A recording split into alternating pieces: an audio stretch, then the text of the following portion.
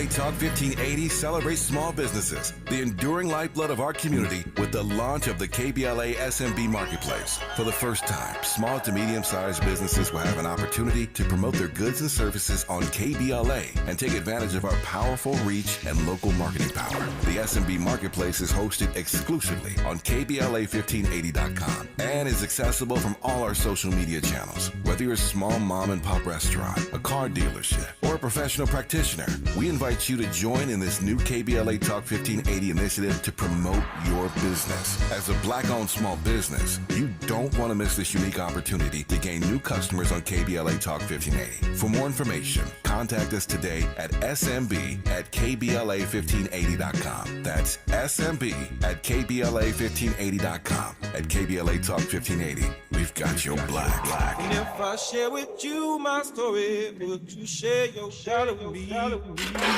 to get it. Hey,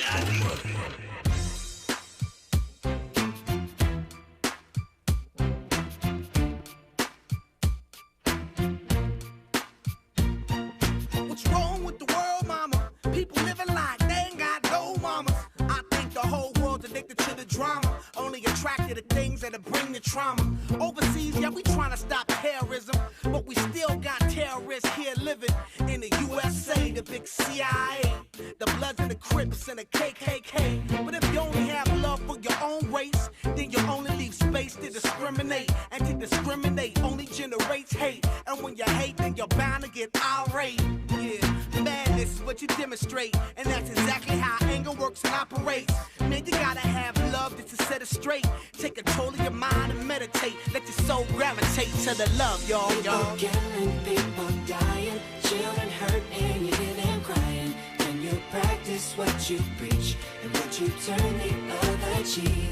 Father, Father, Father, help us, send some guidance from above. These people got me questioning, where is the love? KBLA Talk 1580.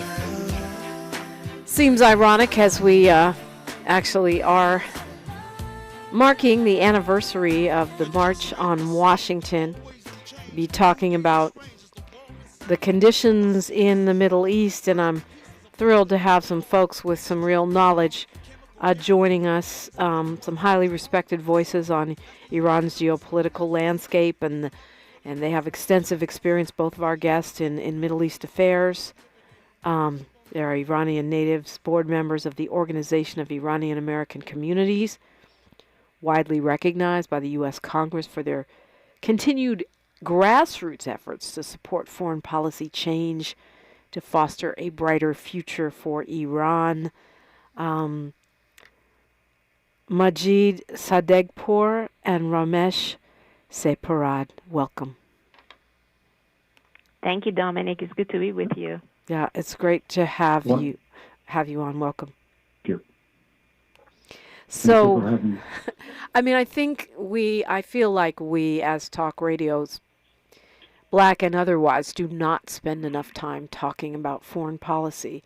And one of the reasons I think that happens is because folks aren't armed with the knowledge that they need, the understanding that they need. So I'm really glad that you are here. And we've been hearing more and more about Iran in the kind of web of relationships and alliances and enmities that exist around what's happening in Gaza and what's happening in the West Bank. So I almost don't know where to start, but so let's start with the easiest thing, what seems the easiest thing, which is today the Biden administration saying no way they will return to the negotiating table with Iran to talk about limiting some kind of a deal around nuclear arms, which we know happened under the Obama administration and then was trashed by the Trump administration, and the Iranian supreme leader saying yesterday that there might be an opening for a renewed conversation. Right. Ramesh, you want to go ahead? Yeah, I can go first. I think, honestly, that what we're seeing coming from the Iran supreme leader is yet another round of deception, a deceptive policy that they have employed, even dating all the way back to the pre-JCPOA, which was the nuclear deal that was struck during the Obama administration. So I'm very, very happy to see the Biden administration has come back and say, we're not going to talk to you until you demonstrate seriousness or a new approach. And by that, I want to really itemize what do we mean by that. Let the inspectors back in to Iran so that they can inspect what's happening on the nuclear sites. Stop the enrichment, the dangerous level of enrichment that the Iranian regime has reached. And in fact, our members of Congress announced last week that they could actually declare themselves as a nuclear power by end of this year, as well as turn the cameras on. So I think that the threat is getting to a point where it's serious, and the American administration, I know we're in an election year, must take this threat very, very seriously. And there are solutions. There are solutions on the table that we have to put in place. And that solution really is coming from the streets of Iran, where the Iranian people are protesting and rejecting this regime in its entirety. They're not being fooled by the message of so-called reformers or the moderates. This entire regime stands on a policy of terror, policy of proxy war, policy of nuclear bomb, and we should really see them for who they are and confront them accordingly. So I'm very happy to see the administration is coming back, and it's essentially pushing away this deceptive policy by Iran's supreme leader, who really runs the show. It's not the Iran's president.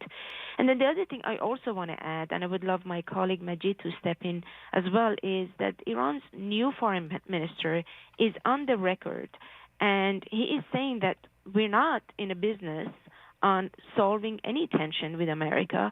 We just want to manage the tension. The remarks by Iran's supreme leader yesterday, by pretending that we are open to talks and negotiation on nuclear issue, is part of their quote-unquote managing the tension. But we know what their intention is. Their intention is to get their hands on the bomb, and we should stop them. And their intention is to continue the same policy as the Iran's Revolutionary Guard Corps, who is a designated foreign terrorist organization. And you see Iran's new president, you see Iran's new foreign minister, who pride themselves by being part of the IRGC, the Revolutionary Guards Corps. You see that Iran's new foreign minister is saying that we're going to stand with Russia and China because they stood with us during the tough times. You see that he's saying that the priority is to continue the proxy war in the region because that's how they are going to stay in power. So when they talk about the priorities of Iran's foreign minister and what he's on record saying is that they're going to continue their misuse of media and lobbying power in America, they're going to continue the proxy war, and they're going to continue their regime's way of diplomacy, which is through terror and violence abroad as well as at home. So I would say I really do welcome the message from the administration, and I really would love my colleague Majid to also step in and add his perspective. Yeah, Dr. Sadeghpour, go ahead. Yes, thank you. I would echo those remarks, and I would say the administration also recognized when this new president was installed, Pezeshkian, that he was not actually elected by the Iranian people. In fact, less than 90% of the Iranian people participate, less than 10% of the Iranian population participated in that supposed election. With that said, I think it would be helpful to kind of define what our problem with the regime in Iran is, and then hopefully we can get into what the United States can do in addition to what it has been doing thus far or in place of what it has been doing thus far. We know Iran is a prolific violator of human rights.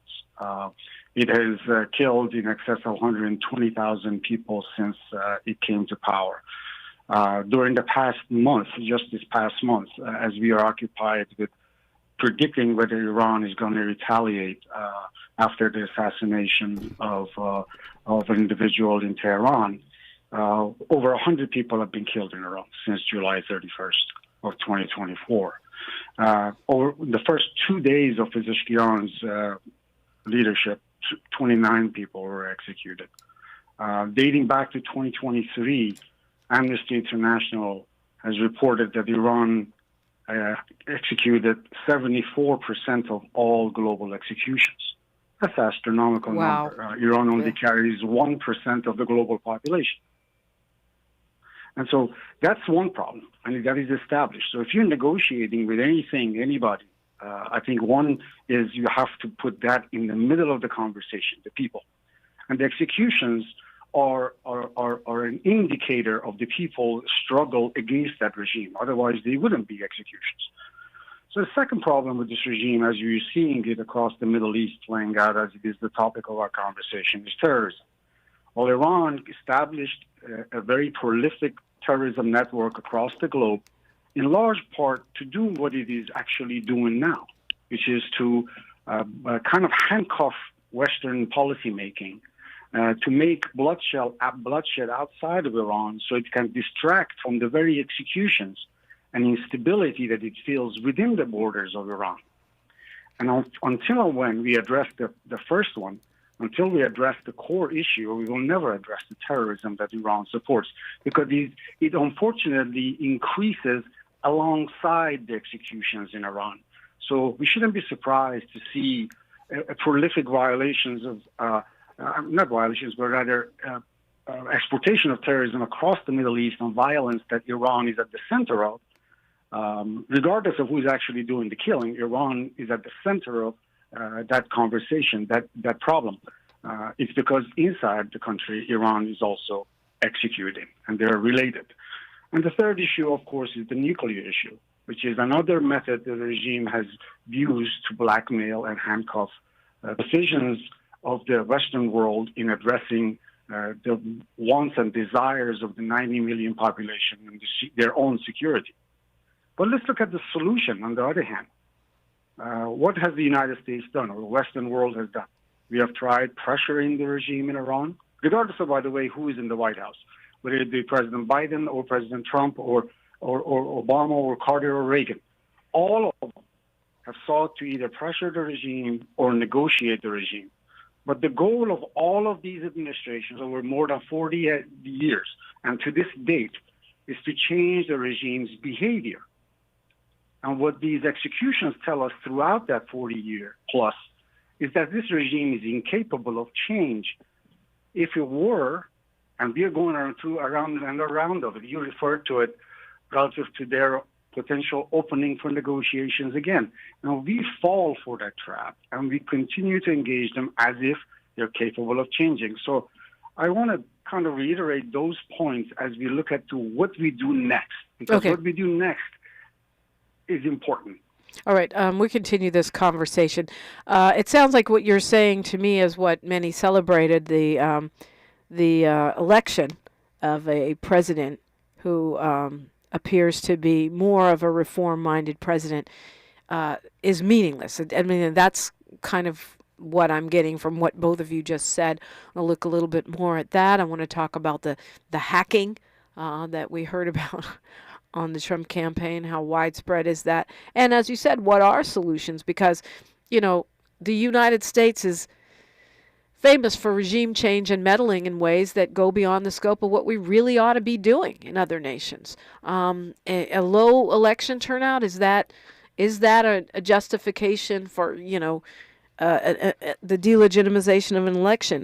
That would delegitimize a lot of our elections here in the U.S., where people just don't bother to vote many times when it's not a presidential election. Lots of questions. We've got the scholars here who have some credible answers for you. That's straight ahead on KBLA Talk 1580. The station you turn to when you've had it up to gear with cultural incompetence. KBLA Talk 1580. Our daughter Jessie loves playing detective. But since we discovered she has sensitive skin, we've been playing detective too. We thought the problem was our puppy. But it was actually our old detergent. So we switched to Tide Free and Gentle. Tide Free and Gentle has no dyes or perfumes, so it's gentle on her skin. If it's gotta be clean, it's gotta be Tide Free and Gentle. This back-to-school season, Tide and Downy are giving back with $1.5 million in scholarships. Enter to win. No purchase necessary. US/DC 17+. End September 30th. Rules. Tide.com/scholarship/official rules. KBLA Talk 1580. We've got a lot to talk about. KBLA Talk 1580, connecting you with services and solutions. Legal Aid Foundation of Los Angeles is a nonprofit law firm that protects and advances the rights of the most underserved, leveling the playing field and ensuring that everyone can have access to the justice system. Every year, LAFLA provides free, high-quality legal services to more than 100,000 people living in poverty across greater Los Angeles. Their unique combination of neighborhood offices, self-help centers at courthouses, and domestic violence clinics puts Legal Aid Foundation of Los Angeles on the front lines in vulnerable communities and at the forefront of change. LAFLA's expert team of attorneys, paralegals, and support staff works to provide direct representation, offer counsel and advice, provide referrals, and educate the community about their legal rights through workshops and seminars. With locations all over LA, you can access their services or volunteer to help no matter where you live. And if you have an urgent issue, call 213-235-0060. That's 213-235-0060. To get legal help, make a donation, or volunteer, visit lafla.org. lafla.org. This is a community call to action from KBLA Talk 1580. Thanks for calling Discover. This is Diego. Hi, Diego. It's Jennifer Coolidge. You know, I just want to say your cashback match makes me feel so special. It really inspired me. That's great. Doubling the cashback you've earned at the end of your first year is what we do. Well, I'm doubling everything now. Double dating, double dipping, double feature, double header, double whammy. You know, basically double or nothing. You earn, we match. Discover Cashback Match. See terms at discover.com/creditcard. To help combat climate change, LADWP is helping neighborhoods have better access to electric vehicles by awarding nearly $130 million in EV rebates to customers just like you. From big savings on used EVs to building new charging plazas, LADWP is charging ahead to help all Angelenos experience the benefits of EVs. Get rebates of up to $4,000 for a used EV and $1,750 for a charger. Learn more at ladwp.com/EV. That's ladwp.com/EV. Thanks for waking up with Dominique DiPrima on KBLA Talk 1580. Thank you indeed. I do appreciate you doing some much needed conversation here about Iran, specifically in the Middle East, more generally. Dr. Majid Sadeghpour and Dr. Ramesh Sepehrrad are my guests, and they certainly are highly respected voices on Iran's geopolitical landscape. Dr. Sadeghpour, an Iranian American human rights advocate and the political director of the Organization of Iranian American Communities. Dr. Sepahrrad, an Iranian American author and scholar, practitioner with advanced degrees from the Carter School of Peace and Conflict Resolution at George Mason University, and she's a technology executive and professor of practice in cybersecurity at the University of Connecticut, just to name a few of their qualifications. So many questions that we left on the table. You were talking about the continued unreliability or untrustworthiness of any kind of dealing with the Iranian state. You said regardless of who's in the White House, whether they're negotiating or threatening, we have these ongoing sanctions. We have, Obama actually had a deal in place. I always prefer diplomacy to war if I have the choice. We know that it sounds like what you're saying is the death by helicopter, by surprise helicopter crash of a more hardline president and the election of someone who's perceived as more of a reformer in Masoud Pezeshkian is not consequential. Is that what I'm hearing? That is very much the case, Dominic, and I'll expand on that. The regime in Iran is a misogynist regime that's built on the principle of Vilayat al-Faqih, or the supreme leader. And as Ramesh mentioned, that supreme leader makes all decisions in this world. In fact, Pezeshkian already admitted that all of his cabinet members were selected by the supreme leader.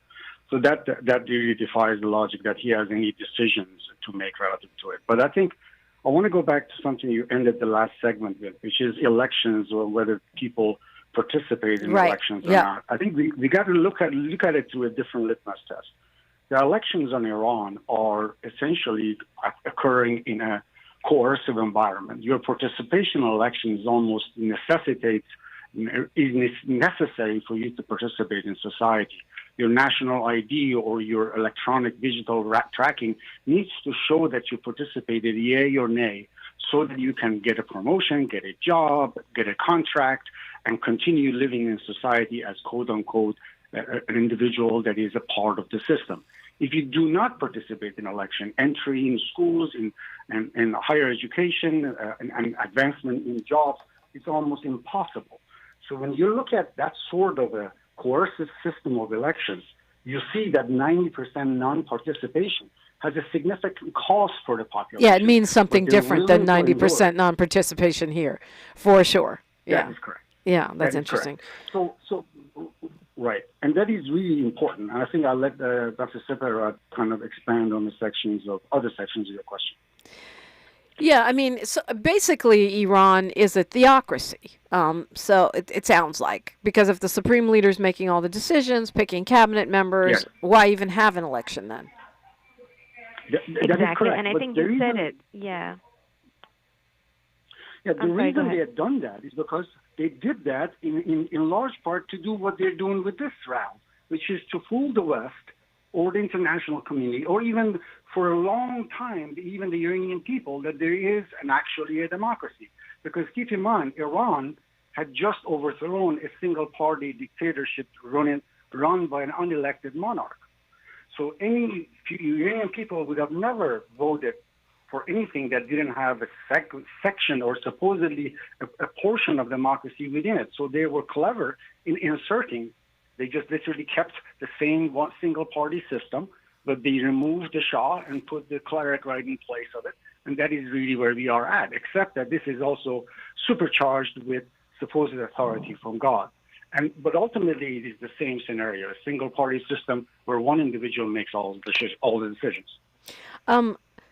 Dr. Ramesh Sepehrrad, you were talking before we went into news, traffic, and sports about how unreliable or untrustworthy the Iranian government or state is, regardless of what who's in the White House here, regardless of whether it's negotiation or leverage.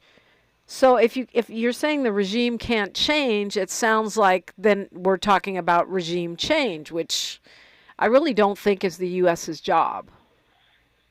Well, you're absolutely right. It is not U.S.'s job. It is the job of the Iranian people. And Right. this is what our organization is advocating for. This is why we work very, very closely in a bipartisan way with our members of Congress so that the United States, along with its allies, can recognize the rights of the Iranian people to overthrow this regime, the rights of the Iranian people to self-defense against the brutal crackdown by the IRGC, the terrorist organization of IRGC, and the paramilitary groups that they unleash, and they kill teenagers, they kill women and girls in the streets. One thing I do want to add, Dominique, to what Majid just mentioned, the misogyny at core of this regime is how this regime operates. They consider women as the number one enemy. That's why this regime holds the highest number of female execution in the world. But then on the other side, when we talk about the alternative, when we talk about the path forward, when we talk about the solution and not locking our policy between either a war or talks with this regime, we look at the alternative that is being led by a woman who is a Muslim woman, who's disarming this theocracy from using religion as a weapon against people and actually standing on the non-nuclear secular republic platform so that we could have a multi-party system, so that we could have free and fair election, so that we could have a modern judicial system and gender equality and recognition of all Iranian nationalities as equal and the religions as equal. This is the alternative to this regime. And it's Maryam Rajavi who's leading that movement and who's also has been supported through the bipartisan House resolution multiple times in terms of the platform that she's presented on Iran. That is the path forward for U.S. policy, where we don't have to have a policy of regime change by U.S. war, but a policy of regime change by the people of Iran who are seeking a non-nuclear secular republic. I think that should be a cornerstone of U.S. policy, which has support of not just U.S. Majority of U.S. Congress, but European parliamentarian members as well as our Canadian parliamentarian members all across the world. This is the path forward when it comes to the Iran's challenge and Iran's policy dilemma that we're in right now. Dr. Sepehrrad, we only have about a minute before news, traffic, and sports. And it sounds like you're saying that the U.S., it sounds like you're saying that the theocratic aspects of the regime are really trying to stall by reopening negotiations until they can actually stand up their nuclear weapons program. They're buying time. You got it. They are buying time, and we need to really be very clear that United States stands with the people of Iran who are rejecting this regime in its entirety, and the people of Iran want regime change. So I think you're absolutely right. That's why when you look at the protests, they talk about down with the dictators. They talk about ending the proxy war when they say, no Gaza, no Libya, I give my life for Iran. These are the messages that are coming from the people of Iran that we need to really support and promote as a pillar of our policy on the situation in Iran right now. Well, when we come forward after news, traffic, and sports, we'll unpack these cyber attacks, sort of get a little more clarity around the proxy wars, and more, taking a robust look at Iran's role in what's happening in the Middle East on KBLA Talk 1580. She's reclaiming her time on KBLA Talk 1580. More First Things First with Dominique DiPrima when we come forward. I'm Mike Moore. Here's the latest from the Black Information Network. Donald Trump is being indicted again for allegedly interfering with the 2020 election. The Department of Justice said Tuesday's new indictment reflects the recent Supreme Court ruling that gives presidents broad immunity from criminal prosecution for official acts. Supreme Court Justice Ketanji Brown Jackson says the High Court needs to be prepared to respond to this year's presidential election. The African American justice told CBS News that there are legal issues that arise out of the political process that could end up before the Supreme Court. Well, people are getting set to hit the road for Labor Day weekend. AAA now reporting domestic travel during the last holiday weekend of the summer could jump as much as 9% compared to last year. And that's the latest. I'm Mike Moore from your 24/7 news source, the Black Information Network and BINnews.com. For victims of drunk and drug driving, our grief is unique. But you are not alone. You always have a place at MAD. Call our 24-hour victim helpline at 877-MAD-HELP or visit mad.org. This is the KBLA Sports Minute with Ray Richardson. A rough night for both of LA's baseball teams. The Dodgers lost at home to Baltimore, the team with the second best record in the American League. The Dodgers still have a 3-game lead over San Diego and Arizona in the NL West. The Angels' slump continues. Last night's loss at Detroit increased the Angels' losing streak to 6. The Angels are 2-12 in their last 14 games. The LA Sparks bring a 7-game losing streak into tonight's home game against the WNBA's best team, the New York Liberty. The Liberty are 26-5. LeBron James has laid down an important family rule regarding his son Bronny, his new teammate with the Lakers. Whenever the father and son are around the team in a game together or in any basketball environment, LeBron said Bronny cannot call him dad. Away from basketball, LeBron said the word dad is okay. Otherwise, LeBron wants Bronny to call him 2-3, Brian, or GOAT. No debates, no speculation, just the info you need. That's your KBLA Sports Minute. I'm Ray Richardson on KBLA Talk 1580. Support comes from Getty, presenting Memnon, a world premiere theatrical event under the stars. Memnon tells the tale of a powerful Ethiopian king who fights alongside Troy during the city's darkest hour. This epic Greek myth has been overlooked for over a millennium. Until now. Memnon is co-produced by the Classical Theater of Harlem. Thursdays through Saturdays this September at the Getty Villa Museum. Tickets are available now at getty.edu. I occasionally have nerve discomfort in my hands, so the things I love to do Let's play something, Grandma. became difficult as I got older. If you have occasional stabbing and burning in your hands and feet, try Nervive Nerve Relief. Nervive's clinically studied dose of alpha-lipoic acid reduces occasional nerve discomfort in as little as 7 days with continued daily use. Say yes to healthy nerves with Nervive Nerve Relief. These statements have not been evaluated by the Food and Drug Administration. This product is not intended to diagnose, treat, cure, or prevent any disease. As a rideshare driver, I love keeping my car smelling fresh and clean. So when I'm driving, I only trust new Febreze car vent clips, now with 3 times greater scent control, because it's that little touch that sets me apart. I can turn the intensity down for subtle freshness, or I can turn it up for when I want lots of scent. So whether it's set to low, medium, or high, with new Febreze car, I know my car's going to smell amazing, which keeps my driver rating right where it belongs. Picking up, Oscar!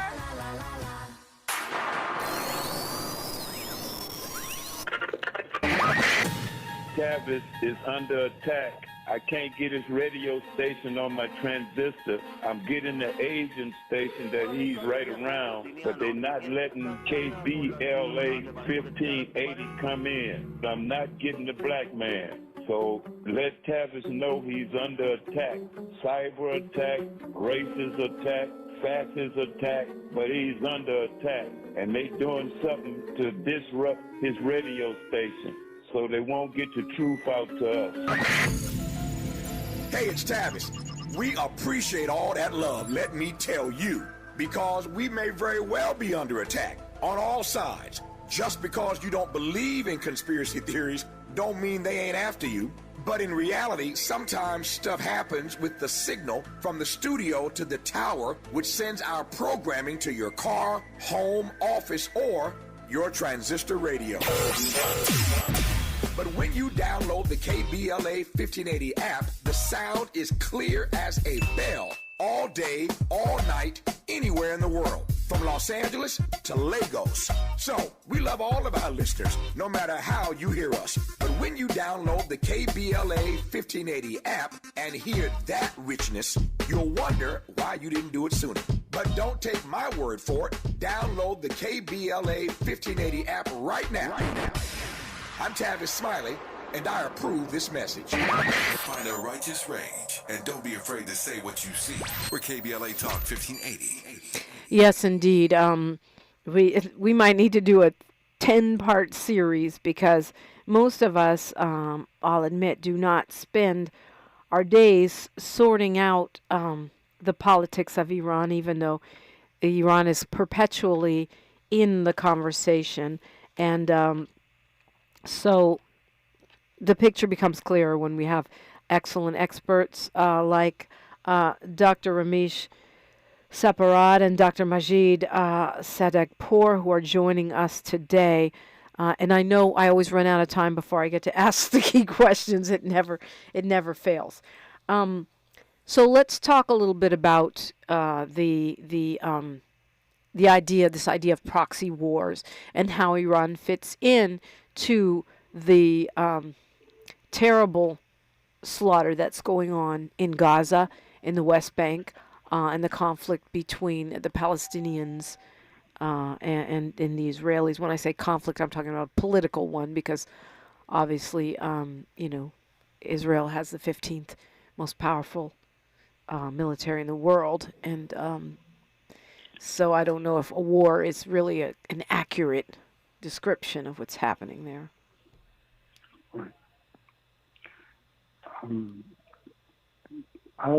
If you don't mind, I'll try to address that question. Yeah, it's a huge question. I know. Sorry. Yes, indeed. Well, let me just take a quick moment and take a trip back to memory lane. Back in the 1980s, when Iraq invaded Iran and the Ayatollahs were fighting the Iraqis, there was the Iran-Iraq war. Within 2 years, Iraq withdrew to international borders, and the United States brokered the U.S. Security Council endorsed peace plan to end the war, but the regime in Iran, the Ayatollahs, the supreme leader at the time, Khomeini, rejected that plan and continued the war for another 6 years. And I remember every Monday would be our first day of school year. I'll go to class at the time, 14 or 15 years old. One of my classmates would be missing. And those classmates were recruited to go fight an unnecessary war. And nearly 1 million people, a lot of them young and teenage, were killed during that war after the peace plan that was proposed. And the reason the regime needed that war is because it was simultaneously massacring the Iranian people, exterminating a whole generation of opponents to Islamic rule in Iran. And that same scenario is playing out today, except that that war is now occurring in Gaza. What is going on is the regime in Iran is using its proxies to incite, and it is impervious, it is irrelevant to it how many people end up dying in retaliation, just like he didn't care that teenage Iranian kids were being killed in the useless war with Iraq after 1982. So what we are talking about in Iran, continuous support for carnage in the Middle East, is because it is weak. It is vulnerable. It needs to kill Iranians at an extraordinary rate. I referred to statistics a few minutes ago. And in order to do that, it needs to keep the international community silent. So, and in order to do that, it continues to feed these sorts of conflicts. That scenario has to change. And the way we can change that is, first and foremost, as Ramesh mentioned, recognize that the Iranian people don't want to change the regime's behavior. No longer. They want to change this regime.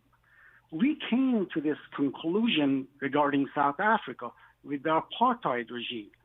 At some point, the Western world, led by the United States, made the decision that we recognize the South African people's desire to change that regime. And we didn't need to spend any money, as we do not need to spend money in Iran. We do not need to mobilize an army. We do not need to go to war. Iranian people have an organized resistance, have a qualified leader in Mariam Rajavi that Ramesh mentioned. What they are missing is that the international community now needs to first make the decision, take actions to isolate this regime as we did with the South African regime, hold these leaders accountable, and then politically support, pick up that phone call and reach out to the Iranian opposition, recognize them politically, and insert political life into the desire of the Iranian people so that they can get out there and make that change however they see fit. That is what's missing. It doesn't require a war. Neither does it require perpetual negotiations that have led us here. What you're talking about is really more than changing a party or a leader. You're talking about changing a system, though, right? Without a doubt. The entirety of the Iranian regime in its entirety. The Sharia law, the misogyny, the Islamic Republic as it stands, the single party rule that the Ayatollahs have, must go. And that is what the Iranian people are chanting. The Washington Post and New York Times actually quoted it during the uprisings of 2022, and that spilled into 2023. Down with dictator, be it the Shah or leader. What the people are taking bullets for, what those young girls are dying for today and were then, is rejecting single-party rule. If we acknowledge that, as we did with South Africa, we would have gone a long way in addressing one of the greatest threats to human civilization, Islamic fundamentalism. At the core of it sits the predatory Ayatollahs in Tehran. When you talk about, South Africa as a comparison, we're talking about something that was maybe easier to understand because it was a racial hierarchy, right? As a system of governments under apartheid. What you're talking about, what you're describing in Iran, is a theocracy, sort of disguised as a democracy. And so I think it's a little bit more difficult for people to understand what you're changing from to.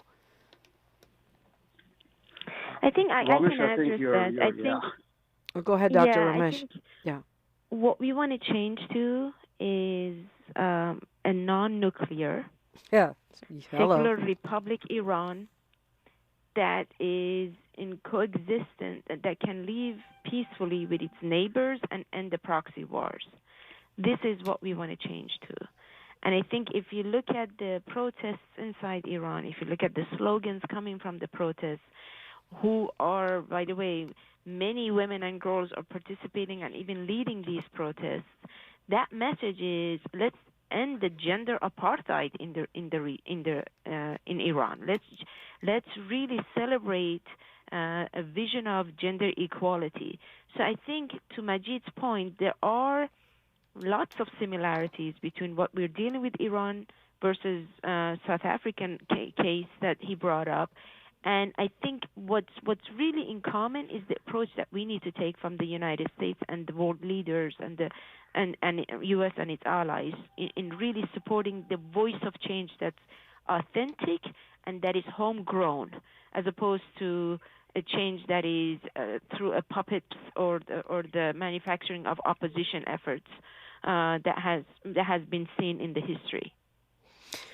We will continue our conversation with Dr. Ramesh Sepehrrad and Dr. Majid Sadeghpour when we come forward on KBLA Talk 1580.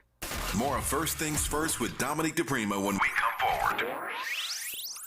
History is being made. LA Civil Rights and the LA City Reparations Advisory Commission is about to unveil a groundbreaking reparations report. Come learn more about the impact of the Black experience in Los Angeles. Join us on Tuesday, August 27th, 5 p.m. at CSUN's Student Union for the official release and panel discussion. For more information, call 213-978-1845 or visit laisforeveryone.com. Again, laisforeveryone.com. Be part of this monumental moment.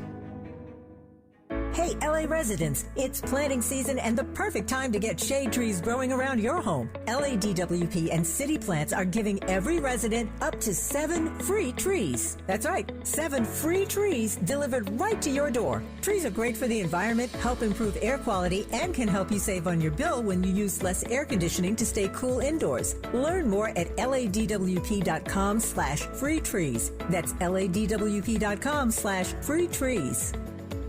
We asked seniors how to prevent Medicare scams. My best advice, if you get a phone call, do not talk to the person. These people are well-trained. Don't talk to them. They don't know me. They're just trying to scam me. Don't be fooled. Hang up. Just hang up. Never give out your Medicare number. They're going to get your number to put in a false claim. If I get a call from someone, I don't pick up the phone, and should I pick up the phone and they ask for information, then I hang up. How do you detect Medicare fraud? Just like I check my credit card statements, I check my Medicare statements monthly. Scammers can get a hold of your number, order medical devices through your account, and you're not even going to know about it if you don't look at your statement. Check your statement every month. If you get your statement and you see something that you know you did not have done, you report it. Call your Senior Medicare Patrol. To report Medicare fraud, call the Senior Medicare Patrol at 855-613-7080. Our daughter Jessie loves playing detective. But since we discovered she has sensitive skin, we've been playing detective too. We thought the problem was our puppy. But it was actually our old detergent. So we switched to Tide Free and Gentle. Tide Free and Gentle has no dyes or perfumes, so it's gentle on her skin. If it's gotta be clean, it's gotta be Tide Free and Gentle. This back-to-school season, Tide and Downy are giving back with $1.5 million in scholarships. Enter to win. No purchase necessary. US/DC 17+. End September 30th. Rules. Tide.com/scholarship/official rules. Getting quality employees to fill positions in your company is essential, but finding those people can be a major hassle unless you use ZipRecruiter. ZipRecruiter makes finding quality people a breeze. ZipRecruiter's advanced technology identifies candidates with the right skills, sends you great matches, then you can easily invite them to apply. 4 out of 5 employers who post on ZipRecruiter get a quality candidate within the first day. See for yourself. Go to ZipRecruiter.com/free to try ZipRecruiter for free. That's ZipRecruiter.com/free. After you use bounce dryer sheets and realize how fresh, soft, less wrinkled, and less staticky your laundry can be, you'll put a sheet on it every time. Like those socks that smell like they've been through a marathon. Put a sheet on it. Or that blanket that's got wrinkles on its wrinkles. Put a sheet on it. Maybe even your chatty coworker who keeps distracting you. Okay, bounce dryer sheets can't do it all. But for fresher, softer, better laundry, Tabitha Smiley's new book, The Covenant with Black America, 20 years later, is now on sale everywhere. This classic text shot to #1 on the New York Times bestsellers list almost 2 decades ago. If you have the original book, you will surely want to get this 20th anniversary edition with powerful new contributions from today's leading voices. This 20th anniversary edition presents a compelling blend of historical insights and contemporary urgency in this critical and unprecedented election year. Get your copy of The Covenant with Black America 20 years later today. The conversation continues right now with Dominique DiPrima on First Things First. And we're talking with Dr. Majid Sadeghpour and Dr. Ramesh Sepehrrad, and they are top respected voices on what is going on in Iran. All kinds of, insights on Middle Eastern affairs. I feel like we're barely getting started, and yet we are close to the end of the hour, and I hope that you guys will come back at some point. We talk about what the people want versus what the government wants, and how we, as West members of the Western superpower, the United States of America, how we can step up and help or not. And so, I mean, what should we be doing, in that sense, to influence our political leaders, or to have a better awareness ourselves? I mean, Dr. Sadeghpour, you actually fled Iran, right? And so I'm sure it must be very personal for you, and I'm sure you don't forget at all what conditions are like on the ground there for folks. So what ought we be doing as allies? I think the United States already has in its arsenal everything that it needs, and I think the Iranian people have everything for that change that we're talking about already within Iran. So there will be no need for America to spend capital or lives. The Iranian people, all these executions that I alluded to earlier, all these killings and continued resistance is an indicator that the people are willing to sacrifice. But in order to make a change occur, the Iranian people also have an organized resistance that is required for change. You need to have an organization. And Maryam Rajavi is president-elect of the National Council of Resistance of Iran. That is the political body. And of course, the leadership is there. And then there is the plan in order to make that change occur anywhere, whether it be the United States or in Iran. You need a plan. And Maryam Rajavi's 10-point plan for future Iran, Ramesh alluded to some of the highlights of it, what sort of Iran they envision. But in order to make this change occur in Iran, what the United States can do to kind of get guidance from really United States Congress. Just a few weeks ago, we had a memorial in the United States Congress. We spoke, both of us spoke, remembering and honoring the life and memory of Representative Sheila Jackson Lee that passed away a few weeks ago. During that event, members of congressional delegation from California spoke as well. And the event was about House Resolution 1148, where over 225 members of Congress have announced bipartisan majority support for the democratic, secular, and non-nuclear republic in Iran, kind of guided by the arguments we've made here today, by the 10-point plan for a future of Iran. The people of Iran have an organized resistance. What's missing, what America can do, is to first make a decision that the change in this regime is a necessity as it is being articulated by the people of Iran. And then lend the people of Iran that political support and reach out to organized opposition of the Iranian people, see what they've got to say. And I think if we were to do that and pressure the regime and hold the regime accountable on the diplomatic front, on the economic front, then I think the change in Iran is not only inevitable, is really not only possible, it's really inevitable in the near term. Dr. Sepahrrad, you teach Middle East studies, and you also are a technology executive. Can you give me a kind of an overview of what we're talking about when we look at this when we talk about this Iranian cyber attacks, how widespread it might be, and what we think the reasons for that are? Yeah, and I think it's to previous conversations and discussions we've had so far is the cyber attack is part and parcel of Iran's foreign policy and plan to not only steal information but also really sow discord and promote misinformation and demonization campaign in cyber. I think what we've seen over the last few weeks on how they're targeting election campaigns, whether it's on the Republican side of the House or the Democrat side of the House, their approach has been to start with a phishing, what we call a phishing attack, which their hacking group comes in and sends a normal message to either current or formal officials, and they are essentially stealing information through that correspondence. And once they have the information, they're able to use that information in order to launch a campaign